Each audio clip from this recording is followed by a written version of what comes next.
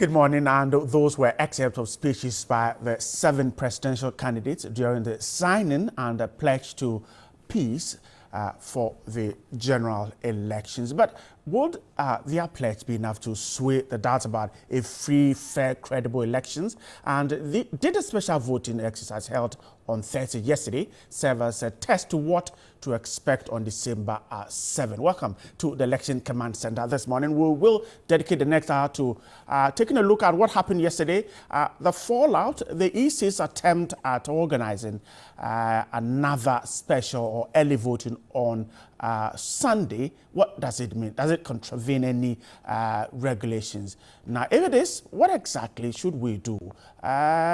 What should the Electoral Commission do? Voters, political parties. We'll take a look at all that and let you in on what the discussions will be. But you will be part of the conversation because you can join the show on Facebook, News on TV3, and on Twitter at News on TV3. My name is Bright Nanamfo. This is Election Command Center. Welcome once again to the morning, and it's on from Monday to Friday, 9 a.m. to 10.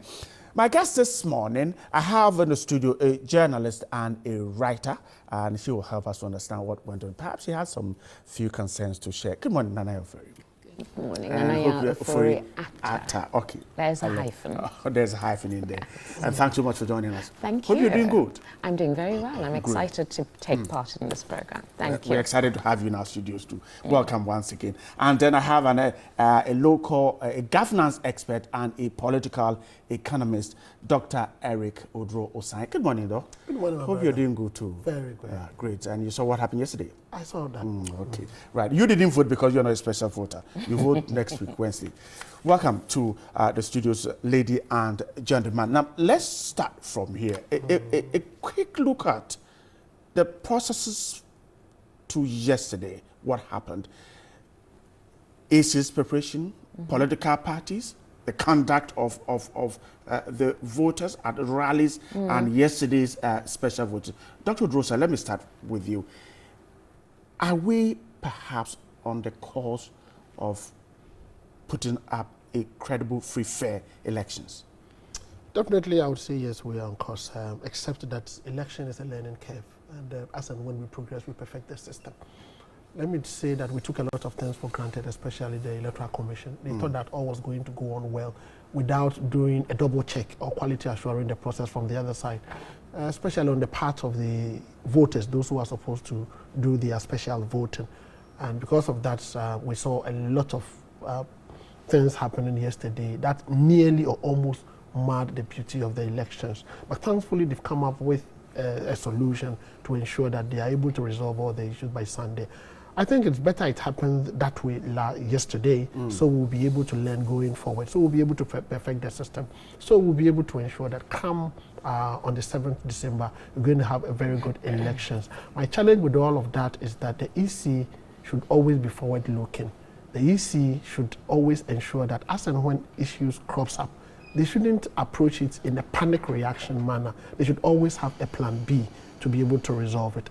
Again, I think the relationship between the EC and the political parties, as well as even the leadership of the security agencies or those who are supposed to go through the special voter education, was not also the best. I noticed that it was disjointed, it was uncoordinated. At the point in time where some of them were not able to find their names at various polling stations, I was expecting the EC to work through their leadership to communicate to them, so we will not approach it in a fragmented manner.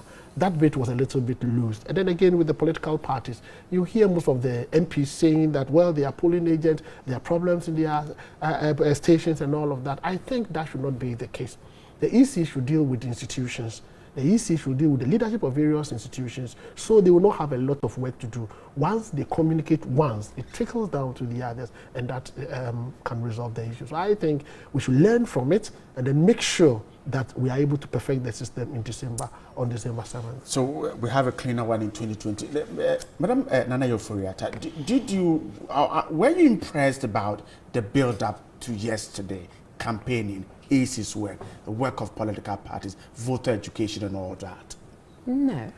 There are a number of issues that were raised before yesterday, and let's take 4 of them, if you like. One of them was the integrity of the list. First, we were told it was 65,000, then it went to 115,000, and I believe yesterday it was 127,000. Right. And the concern, I'm not a member of any political party, but I am a citizen of the Republic of Ghana, is exactly how many people are on the list. What is the criteria for joining the list? Is it verifiable? And are all the political parties happy? Politicians always play games, but if there is a clear criteria and everyone has accepted it, then there should have been, I think, a statement from the Electoral Commission jointly signed with all of the political parties to say, we have agreed that the special voting will take place at this time. There will be 127,000. Everybody's having a press conference. It is bewildering. You listen to Party A, you don't know what's happening. Then Party B comes up, then the Electoral Commission. Can we just have some clarity? So for me, that was the first thing. Just the shifting numbers. Number two, I thought it was a superb verdict by the court, the Supreme Court, saying that no, you may not declare the results of the special voting ahead of. Absolutely. I mean, I understand why the NPP attempted that. Of course, one must always push the law to its boundaries. I mean, that's the point of democracy and having a court. But the other issue is that we have seen elections won and lost on 30,000 votes, right? So you want, in a sense, to get a little dip test, you know, like what's happening. But absolutely, I agree with the court. The other thing that I would say is that there were some questions about the biometric verification equipment. There were questions about who was being recruited to be a polling agent. There were a lot of these things that came up. And so what? And so yesterday happened amidst the swirl of rumors and conjecture and, frankly, falsehoods. Today, the Electoral Commission has had 24 hours. If they are actually as competent and as ready as they say, they should be able to tell us this morning at 6 o'clock or whenever, that out of the 127,000 who voted or should have voted yesterday, it's only 2,000 who didn't vote. Ladies and gentlemen, calm down. It happened in 6 stations or 6 polling stations across the country. The reasons why these people's names were not on the list was because of X, Y, and Z. You are the Electoral Commission. You're in charge. Be in charge.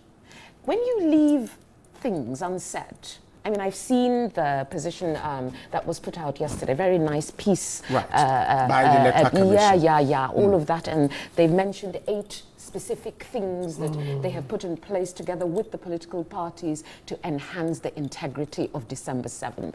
Yeah, so now tell me what happened yesterday. You tell me. Tell me today. And don't leave room for speculation. Today, all polling agents would be at the various places where the boxes are to take a look at the machine, the equipment, and record the figure on it before it is reset for Sunday.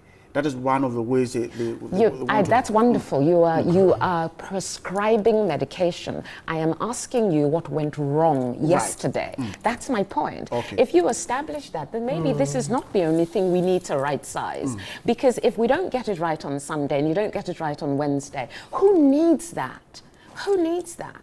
So what exactly happened yesterday? Was it 3,000 people? Maybe it was only 300 people. So there is no need to panic. Or was it more than that? Where did it happen? Why did it happen? The EC's explanation that, let me go to Dr. Odros and come back to you. The EC's explanation that some persons who could not find their names on the list failed to transfer their votes after they were registered as special voters. And some institutions also sent in the list too late and therefore could not be captured.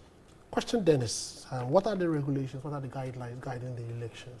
So then if you have a time frame within which you have to send your list and you sent the list late, definitely communicate it to them that we cannot attend to this list. And they would in turn also communicate to their people that because the EC was not able to attend to this list, you cannot vote here. That communication was not forthcoming, or it never came. And that's my sister rightly said. The rules of the game must be properly spelled out. All of us should know what we are supposed to do. Look at this thing that you're saying that they said the polling agents are supposed to be there this morning. Take stock of what happened yesterday. Why should they be there? to clear doubt, because already the between parties, yesterday and today, who knew what has happened? The parties to the are document? raising concerns that the BDR machines will be reset for Sunday, yes. and so they want to find out how many people exactly voted.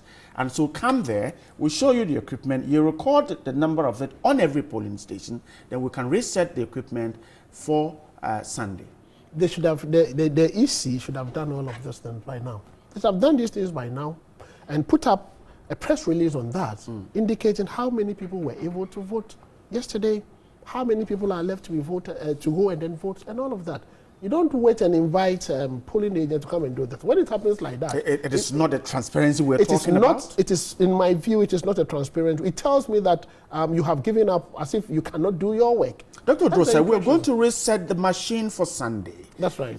Now, the machine or that piece of equipment has recorded the number of voters for the special vote. We'll reset it, which we want to tamper with the figures. Now, we're asking agents to come in there and record the figure on it, so that when we reset, there's no doubt between the EC, the parties, the agents, and whoever is interested as to how many people voted at this polling center. What prevented them from doing that yesterday? Thank you. What prevented them from doing that at 5 p.m. yesterday when they closed voting for the special voting? Okay. That is what they should have been done yesterday after the close of polls. After the close of polls. That should have been done yesterday. You don't close it, go to sleep over it, come this morning, and then invite me to come and check. Do I know what has happened to it overnight? You're leaving room for speculation. You're leaving room for speculations. That's they should not have done that. They should have, and it boils down to the regulations and the guidelines and their preparedness towards those elections. They should have had a plan B. And the plan B should have been, in case we are not able to go through the entire process, this is what is going to happen. And then, among the things that they were going to do is the fact that by the close of polls, we are going to declare how many have been able to vote, how many were not able to vote, and in case they were not able to vote, and why, and when we are going to give them the opportunity, and all of that. Doctor, let me go to Madam Nanayo Foriata. Can we give room to the Electoral Commission? Look, polls closed at 5 p.m. That's right. In some centers, I'm told from the report I received from my reporters, people were voting at 7 p.m. Why? You shouldn't be allowed to vote at 7 p.m. There were queues. I mean, if they were in the queues before 5 o'clock, exactly. they would be allowed there to are vote. queues now, because can we give of what? room for the EC to say that, look, come this morning and let's deal with the matter. Instead of saying that right after polls, we should go ahead, check what is on the machine, record it, and go. We can't give room for the EC to do all that. No, you've done this 7 times. We voted at 92, 96. Come on. Mistakes do happen. Without these equipment, mistakes do happen, yes. Which is why you've had 4 years in between. You've had conversations at IPAC on a continuous basis. There is a plan A, plan B, there's best case, there's worst case. No, you've had lots of room. You have had enough room to get it right. And particularly in Ghana, where elections are always a knife edge, don't tell me that mistakes happen and we'll have another go. Have another go at what? This is it. I want to vote once. So if it is that there is 127,000 people who are supposed to vote around the country, then really, how many people vote per minute? This is the sort of thing that you do, and therefore, how many of these biometrics do I need? How many polling stations do I need? Go back and do the math. Do the math. If it's only 60,000 people or 65,000 people and you can do it in 8 hours and your list has now doubled, then continuing to insist that there will be only 1 polling station per constituency for the special voting is ridiculous. Yes. Maybe you needed more polling stations. Maybe you needed more time. Maybe you should have done some thinking before this. That after the fact, the post-mortem is lovely, but the thing is, the corpse is dead. The issue should have been closed at 5 o'clock yesterday. And if people were voting after 5 o'clock, that in itself is a bad sign for the EC. That's too much room. That's too much time. If the polls close at 5. But the law allows it. As long as they're in the queues before 5 o'clock, really? The law allows them to vote. Okay, well, that's super. But why do we want people in the queue? Why do we want people in the queue on the special voting, when we know that there are issues around the integrity of the list, there are issues around the poll itself? Why do you not, and this is my invitation so to the you, EC, why do you not just get it right? That have a huge number, should have had more than one polling center. I do not work for the Electoral suggesting. Commission, but that would seem rather obvious to me, that if you have worked out it takes 10 minutes for each person to do the little this and the verification and the that, and this is a polling station that has 60,000 or 3,000, then having only one polling station equals 12 hours of voting. Isn't that rather simple? See, I would love for the Electoral Commission, as much as we criticize the Electoral Commission, and I try not to make it specific to the chair, but really, at the end of the day, you're the host of this program, and she's the host of the EC. But she's not alone. She doesn't take decisions That's alone. what I said. There are All also right. cameramen and all sorts of people here. Exactly. I would love for the Electoral Commission to get it right and shame everybody. Just get it right. Can we do that? Why can't Entirely you? right? Why can't you? I mean, Why can't you? Why can't you? The democracy that we all aspire to, Why the can't you? American democracy, is not even getting it entirely Why right. are you going Can we to get it? America? Can I mean, we for get it right? instance, why we would have just you go started to 25 America? years old. That's over 200 years old. So if there are So you're some bridges- 25 years old, you insist that you're independent, you should be given your independence. Your parents have moved you out of the house and you want to come back and sleep? sometimes Grow up. you come for advice. Oh, advice, get it right. Dr. Does this... what happened yesterday and the fact that AC didn't get it right, can we say that the whole process is incredible because of that? No, not at all. I would not say it's incredible because of that. I would say that we can perfect the system. We could have done better. Okay. We are on a learning curve, as I always say. Let us try as much as possible to learn some lessons from these ones and then make sure that we'll be able to perfect the system. My difficulty with the commission is that it seems to me that they never learn. It seems to me that they never learn because these things were anticipated. People kept pushing them. Are you ready? They will always come out and say that we are ever ready. Are you ready? We are ever ready. And it sent a signal to me that they need to do a lot of internal work. They need to do a lot of internal work. They need to also broaden their consultation. And then they need to also, to some extent, perfect their communications.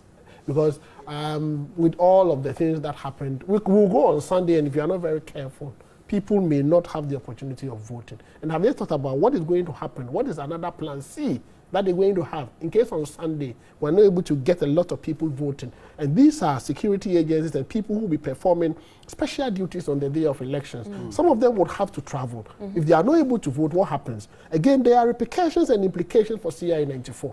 But the CI 94 indicates that in case they are not able to do it on the special vote, they are not able to vote on the special day, they have to vote 7 days into the main elections. And now you said they should go and vote on a Sunday. Is it 7 days into the elections? But then they are violating their own regulations. Yes, but in hitting the law and getting things done right, which one would you prefer? I'll prefer that we get things done right.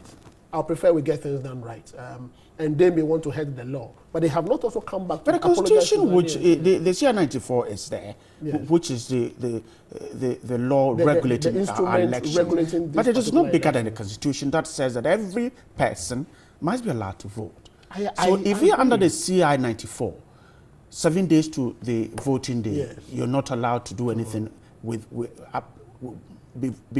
before 7 days. The Constitution says allow everybody to vote. I agree.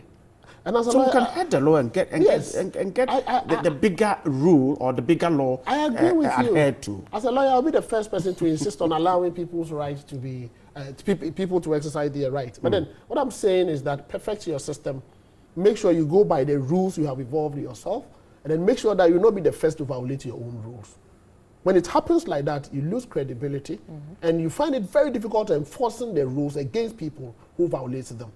That is what I'm calling the EC to do. They should avoid the temptation of violating or breaching their own rules. And come Sunday, before even we open it up on Sunday for voting, Saturday afternoon or in the evening, I'm inviting them to put out a press release assuring Ghanaians of their readiness, especially a communication of on how they intend the Sunday voting to go, where people should go, what and what should happen in case your name is not there, what is going to happen even after the close of polls. If they're able to do that, it will help. My sister was mentioning communication, what they've agreed with the various stakeholders. I think it's very important. I've always been saying it time and again that IPAC decisions would have to be published. Thank you. Publish IPAC decisions. IPAC decisions are not meant for only members of IPAC. It is meant for the general public as well. The special voting. What was the agreement between the political parties, other stakeholders, and the EC? What were the agreements? If they had agreed on something and they had put it out there, those who were involved in the special voting, those who were going to vote would have known. But yes, there was some meeting. What did you discuss? If you mention it, the commission will tell you that go to their website. I see. For God's sake, I don't need to go to your website to know what was agreed on at IPAC. The media, is it enough?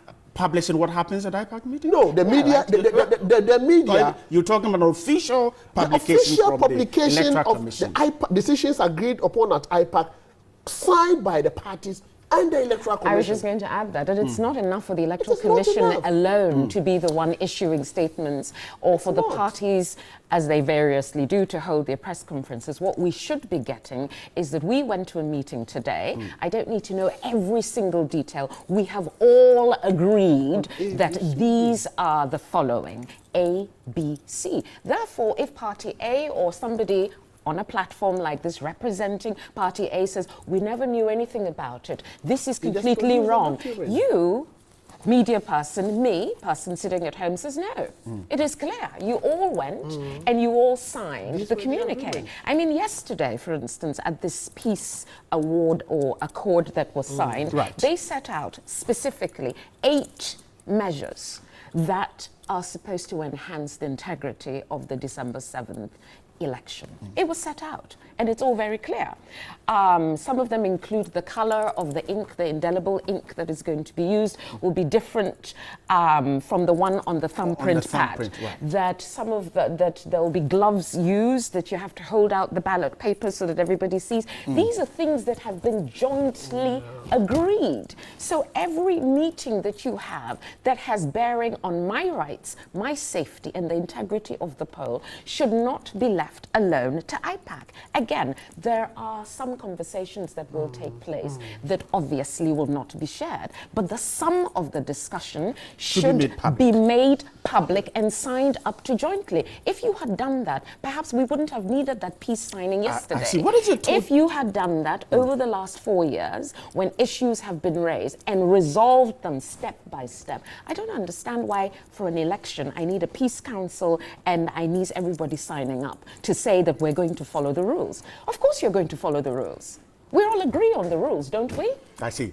What the aggregation of all these that you've talked about, the EC's inefficiencies, a quick one.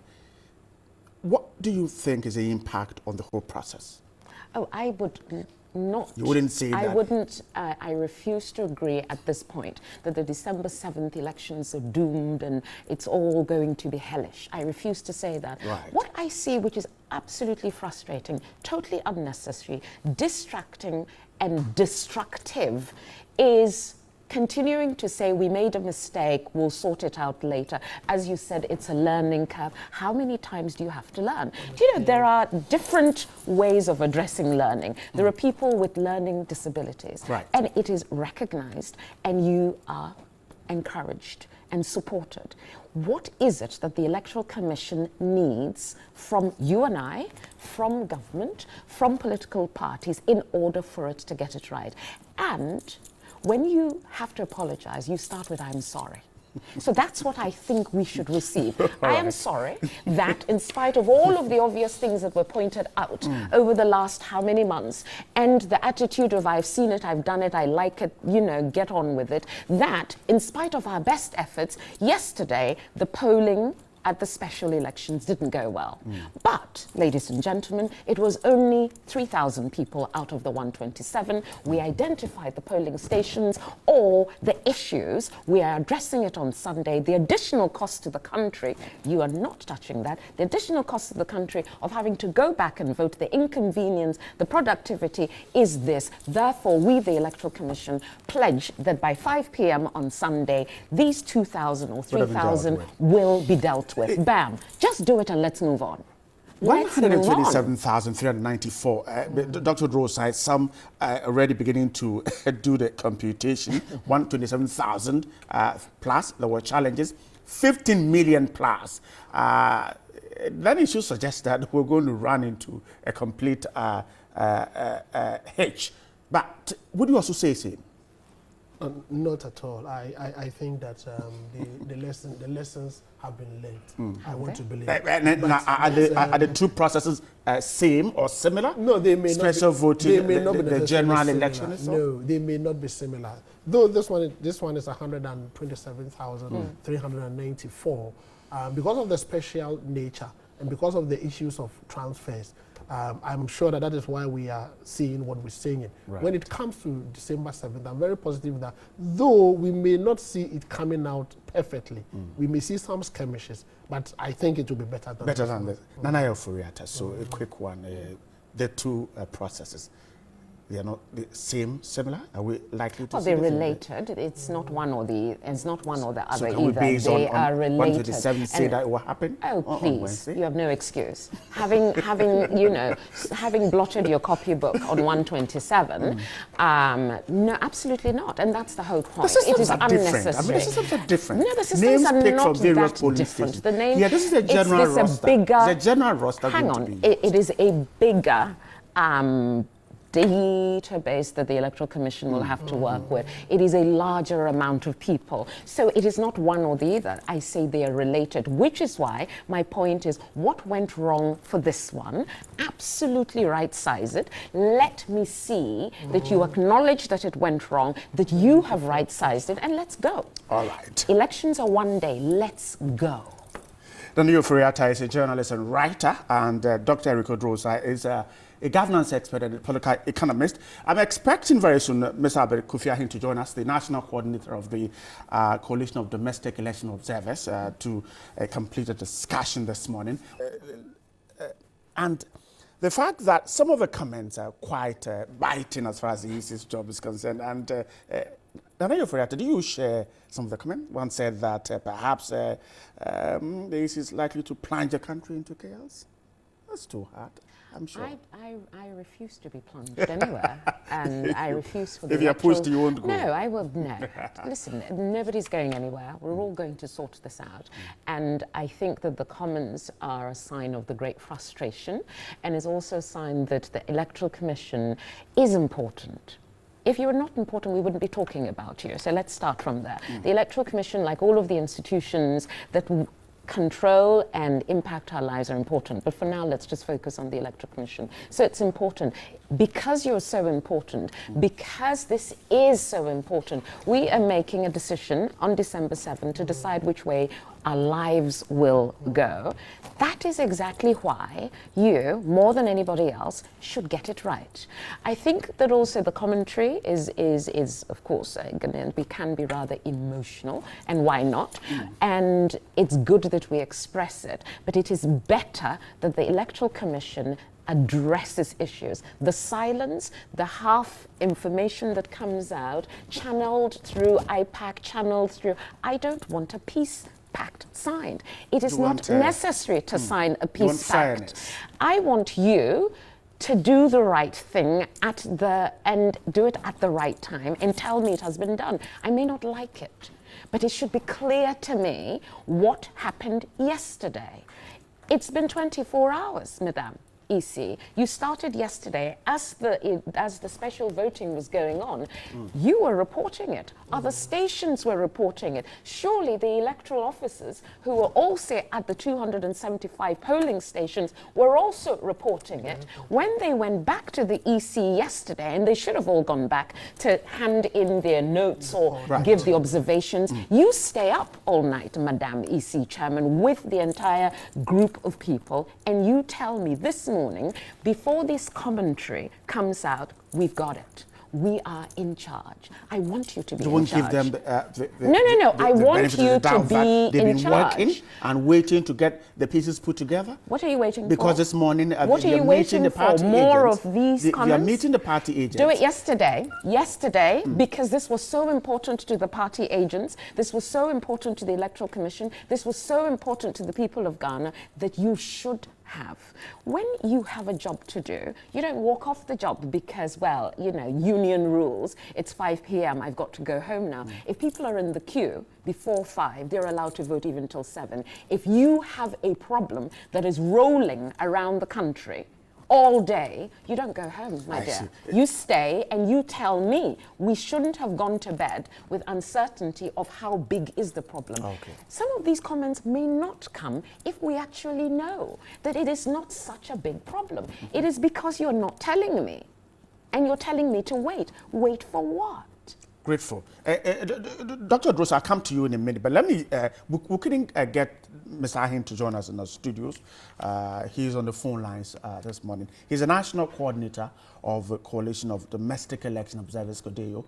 Mr. Ahin, good morning. Good morning, and good morning to the listeners as well.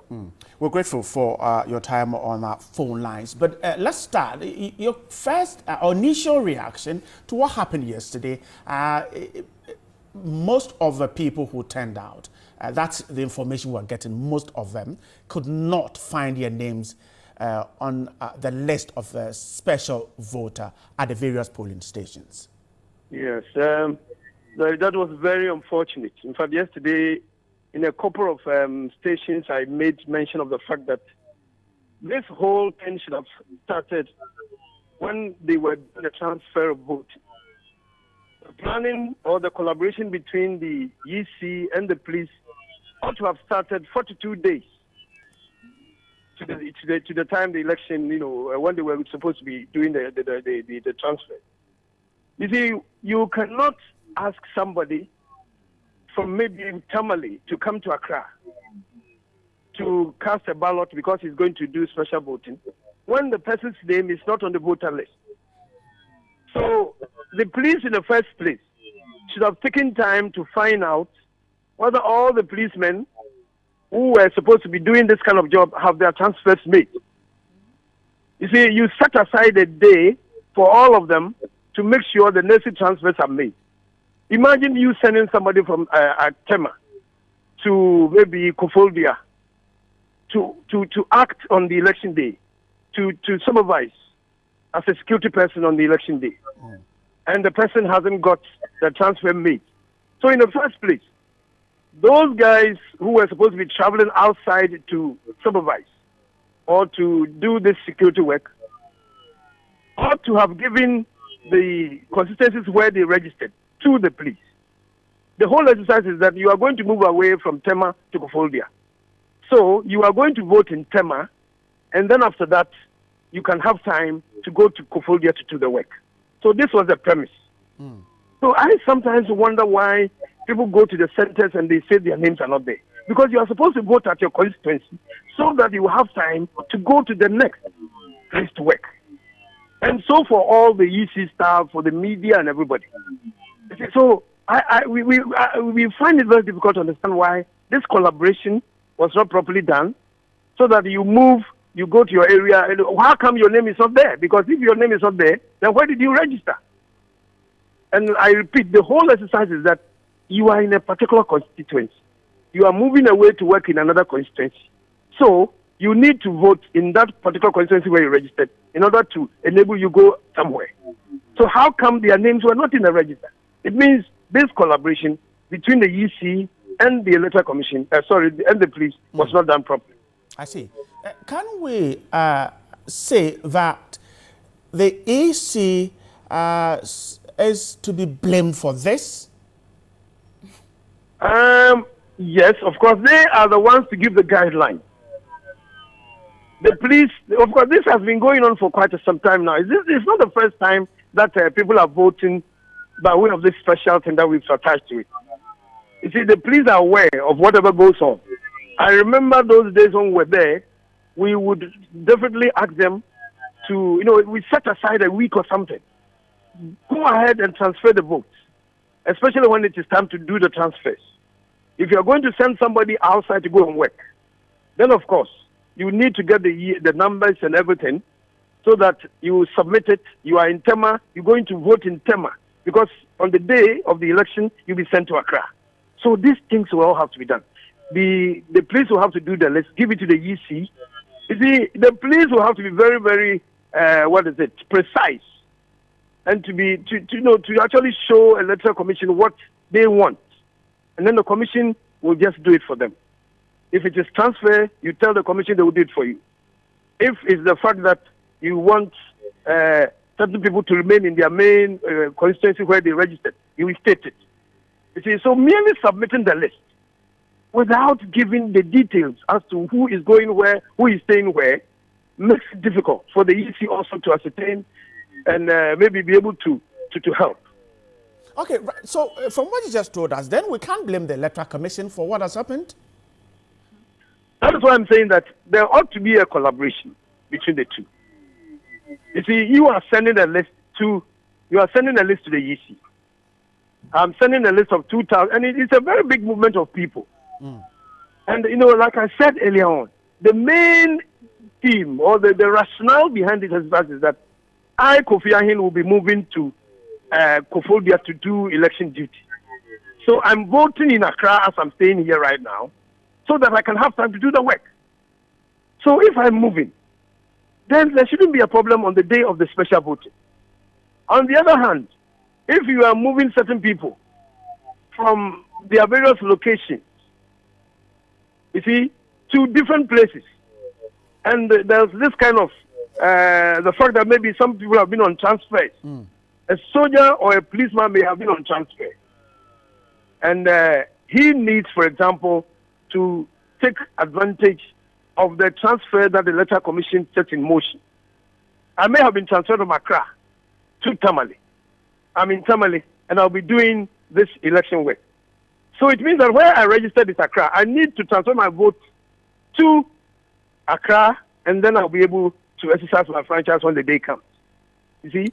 So if these things are not done, transfers that were made were not taken care of, then the chaos that we are having here would arise. All right. Mr. It means that they didn't take care of all this. Don't drop your line here. Stay on it because I have Dr. Eric Odoro signed in the studio. I have Madam Nanayo Foriata also in the studio, and you will join the conversation on phone.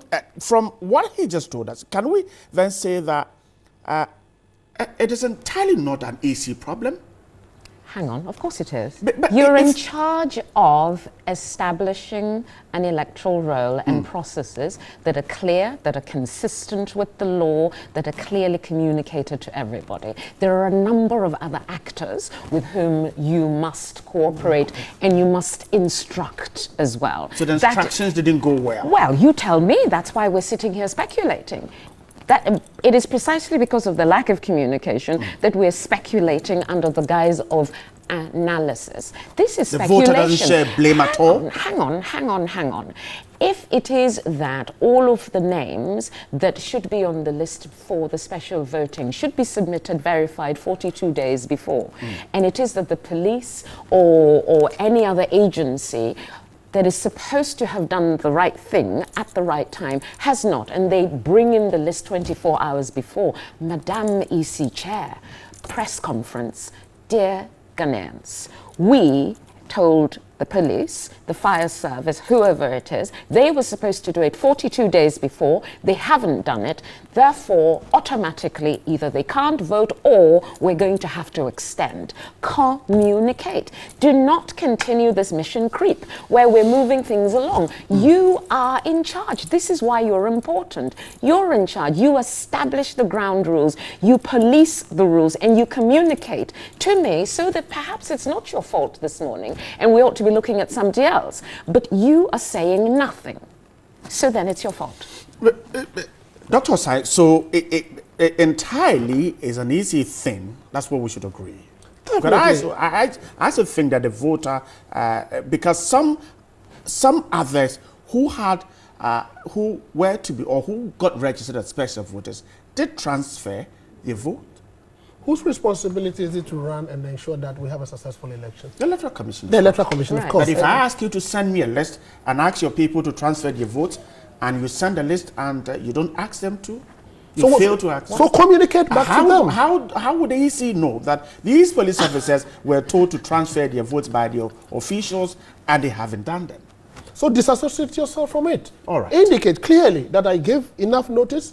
They were not able to bring it within the time frame. Therefore, they cannot vote. In fact, enforce and insist on the ground rules. My problem with the EC is that this special voting event is to pre-test their comprehensive strategy towards rolling out the major parliamentary and presidential elections. So I was expecting them to coordinate it in such a way that it will be a pilot.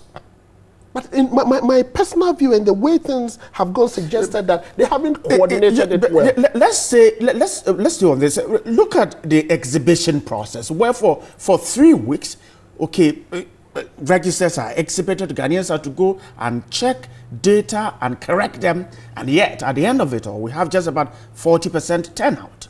Did we do exhibition for the voter? No, voting? but I'm trying to look at the same scenario where these officers were asked to transfer your vote as soon as your name is captured as a special voter. Yes, and did you give a time frame for them to do that? Then after that, did you go back to communicate with them or issue the communication to the effect that those who fail to transfer their names will not be allowed to vote? Okay. You know, so that communication is missing. Let me wrap up with Mr. Ahin on the phone lines and then we'll come back to the studio. Mr. Ahin, grateful you stay there. And so on Sunday, the EC says we have a continuation of the exercise. You have the feeling we will finish everything well and proper on Sunday. Yes, if it is going to be done again on Sunday, then I'm assuming that probably the policemen are going to ask the people to go back to where they registered to cast their ballots. Because between now and Sunday, I'm not sure there surely will be a problem. They can't transfer their votes anyway. Right. So all that they have to do is that if you registered in a particular center, you better go back. If, for example, for those who traveled all the way from Tamale to Accra and they didn't find their name, they will have to get back to their mother centers where they registered and cast their ballot. As I said, this should have been the planning. This should have been taken into account when the names were being put down. You put down a name of a policeman who has been on transfer. You ask the policeman, have you sent your vote to where you are going? When you're going to put the list across to the Electoral Commission, the Electoral Commission ought to know that these people who are coming to Accra to work have their names already in the Accra register. So they will go there and the names will be there. So as it is now, Sunday, everybody who went to the center and didn't find the name will have to go back to the mother registration center and the name will be there. If only, of course, they did register. I'm grateful. So Mr. Sunday could be an avenue. I don't know how many people, it's difficult even to know the turnout. All right. Because it's not been counted, so you might not know. But of course, the general message is that maybe go back to where you registered and then cast your ballot so that we can have time to post you to wherever you might want to go. I'm grateful. Mr. Kofi Ahin is the national coordinator of CODEO, the Coalition of Domestic Election Observers, for your time on the phone lines there. Now, those of you watching us, this is Election Command Center, TV3's platform for the 2016 election. Let's wrap up. Now, quickly, the cost of doing this again and any other thing, how can we handle it? Well, I think we can handle it by having clarity, again, on what has gone wrong, again, on therefore what is going to be done to right size. Mistakes do happen. This is totally unnecessary, distracting and destructive of the EC's already porous credibility. Totally unnecessary. Get a grip. Yes, if it is only 100 people or 200 people, how many polling stations are going to be set up? Is it 10? Is it 20? What is the cost of that? How are these people supposed to move again on Sunday? Are you compensating them for this? There is a cost to this. There's a monetary cost to this. There's a reputational cost to this. There's a logistic cost to it. And frankly, we can't afford it. We should all be focused on December 7th, which is one day, and after that there'll be another day and another day. So no, I do not believe that we've come to the end of the world and that we are to be plunged into chaos. I do believe that this is totally ridiculous, pathetic, unnecessary. Dr. Osai. Well, I think the EC will quickly have to work on the figures and the strategies to ensure that at least come Sunday we'll be able to have a very good elections, so we can minimize the challenges that we had in the previous one. And then also the EC is also expected to come up with a plan B or a strategy to ensure that the impacts or the effects of this one will not negatively affect the December elections. But I can see that if you ask them to go back to where they registered to go and vote, what is then going to happen is that it will take some time for them to get to their duty post on the day of elections. We need to look at that. And above all, the EC should improve its communication. It's very important. If you don't give citizens the feedback, if you don't improve communication, you allow citizens to set up the agenda because you leave a gap and they need the information. Working on their behalf and make sure you work in such a way that you have confidence. At the Election Command Center, what we do is that we are standing for peace. My guest will also show you this morning that they stand for peace too. And so quickly, let's see what well, I'm sitting down for peace, actually. Grateful. Definitely, I'm sitting, but I still stand up for peace. And that's what we are standing for at the Election Command Center. We're grateful for your time this morning. Nana Yoforiata is a journalist and a writer. Grateful. Thank you so much. We had you in our studios. I enjoyed myself thoroughly. Thank you. Dr. Eriko Drosai is a governance expert and a political economist. Grateful too for your time. Ms. Abekofi, the National Coordinator of Kodo, joined us on the phone lines. My name is Bright. And now for this is Election Command Center.